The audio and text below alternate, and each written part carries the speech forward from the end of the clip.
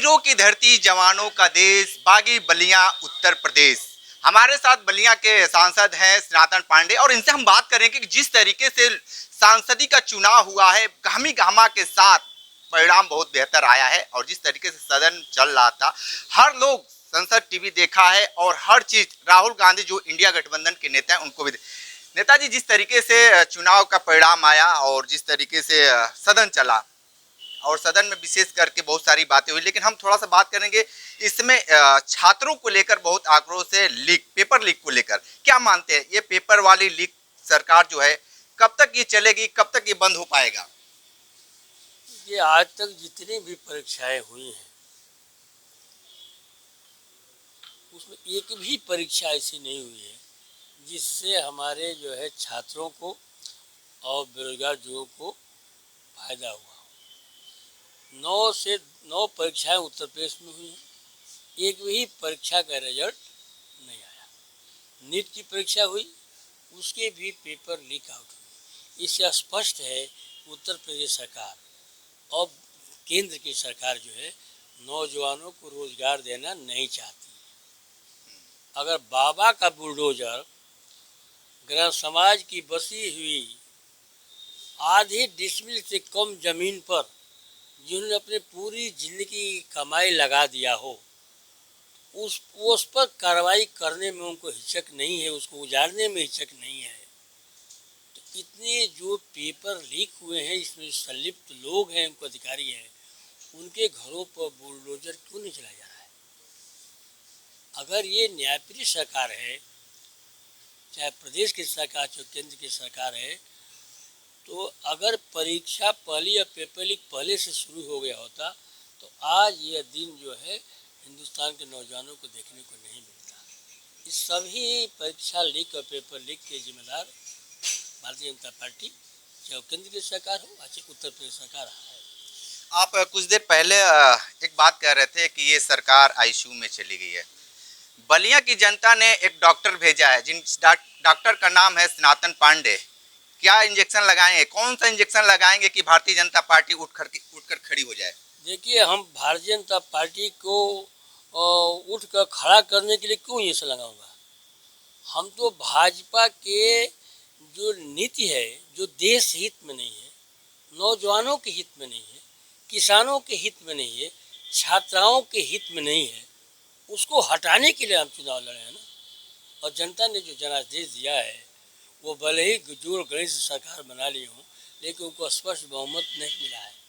और भारतीय जनता पार्टी के कभी भी देश में गठबंधन की सरकार रही है, वो उसका हर आप जानते हैं। इस देश के पक्ष और विपक्ष दोनों जिसको मानने वाले लोग थे, हमारे भी नेता आदरणीय मुलायम सिंह यादव जी भी अटल बिहारी वाजपेयी की सरकार से न माने, लेकिन अटल बिहारी वाजपेयी के व्यक्तित्व से किसी को खिलाफत नहीं थी। लेकिन ये देश जो है अनेकता में एकता का देश है।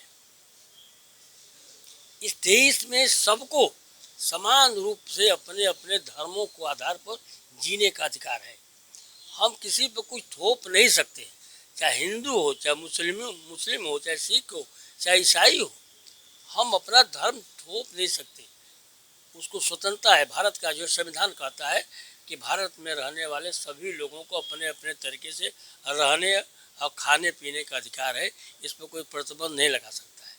लेकिन केंद्र की सरकार जो है 10 वर्षों तक लगातार जहर घोलती रही हिंदू मुसलमान पर, मंदिर और मस्जिद पर।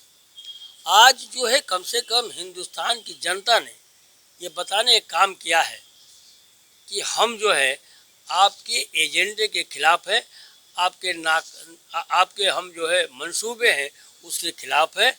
हम जो है एक अगर वाराणसी क्षेत्र को छोड़ दिया जाए तो जो भी धार्मिक स्थल पर उन्होंने चर्चाएं की है और जिस पर इन्होंने सरकार बार बार जो है उसको वोट के रूप में बदलने का काम किया है, इस बार हर जगह भारतीय जनता पार्टी को चुनाव में हार का मुंह देखना पड़ा। उत्तर प्रदेश का सबसे बड़ा धार्मिक स्थल जो हिंदुस्तान पर चर्चा मारते हैं, भगवान राम की जन्मस्थली ले लीजिए, तो वहाँ पर भगवान राम के क्षेत्र में भारतीय जनता पार्टी आती है और समाजवादी पार्टी के अवधेश जी चुनाव जीतते हैं। चित्रकूट में आप देख लीजिए, आप जहाँ माता जी का स्थान है, हम लोग जाते हैं झांसी से आगे, वहाँ देख लीजिए, जहाँ जहाँ इन्होंने धर्म का उपयोग किया है, इस देश की जनता ने ये बताया कि देश धर्म के आधार पर नहीं चलेगा, ये देश संविधान के आधार पर चलेगा। और संविधान के मानने वाले लोगों ने जो है विपक्ष को जो है वोट देने का काम किया और इतनी संख्या बल उन्होंने देने का काम किया है। लालू प्रसाद यादव ने कहा कि ज़्यादा दिन नहीं चलेंगे, ये एनडीए की सरकार कभी भी गिर सकती है, ये बैसाखी वाली सरकार है। वो बिल्कुल सही कहे।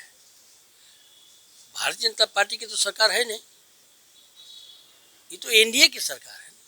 तमाम घटक दल हैं जो उनके साथ हैं, लेकिन जो भी घटक दल हैं उनके अनुरूप जो है भारतीय जनता पार्टी चलने का नहीं काम करेगी और विपक्ष जो है उन पर हमेशा जो है अंकुश लगाए रखेगा।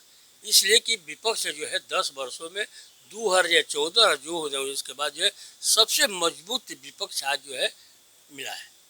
अब विपक्ष किसी भी उनके निर्णय को जो देश हित में नहीं होगा उस पर हम जो है अपने बातों को सदन के माध्यम से रखेंगे और सरकार को हम चलने नहीं देंगे। तो चाहे आप केंद्र सरकार की बात कीजिए, उत्तर प्रदेश सरकार की बात कीजिए, उत्तर प्रदेश में भी चुनाव पे समय से नहीं होगा। यहाँ भी जो है सरकार उत्तर प्रदेश की भी गिरेगी। ये तो संभालते रहते हैं, कभी किसको डिप्टी सीएम बनाएंगे, कभी किसको डिप्टी सीएम बनाएंगे, शाम को कोई और कहेंगे, सुबह कुछ और कहेंगे। उसी तरह से केंद्र सरकार में है। सबसे ज्यादा ज्वलंत मुद्दा इस समय हाथरस चल रहा है। लगातार मांग चल रही है कि इस भोले बाबा के ऊपर बुलडोजर कब चलेगा, क्या उस बुलडोजर में पंचर हो गया है या टायर ट्यूब खराब है, ये कब तक विपक्ष के लोग उसको सही करेंगे। देखिए, हम लोग विपक्ष में हैं तो अभी आप ही के बीच से आए हैं, आपके बीच ही के तो हम लोग हैं। पेश है न्यूज बकेट हिंदी मासिक पत्रिका। पढ़ें इस महीने की पूरी खबर विस्तार से हमारे न्यूज बकेट की मैगजीन में। हमारी ई मैगजीन को मुफ्त में पढ़ने के लिए अभी लॉगिन करें www.newsbucket.in पर। इसके अलावा रोज की ताज़ा खबरों के लिए हमारे YouTube चैनल को तुरंत सब्सक्राइब करें।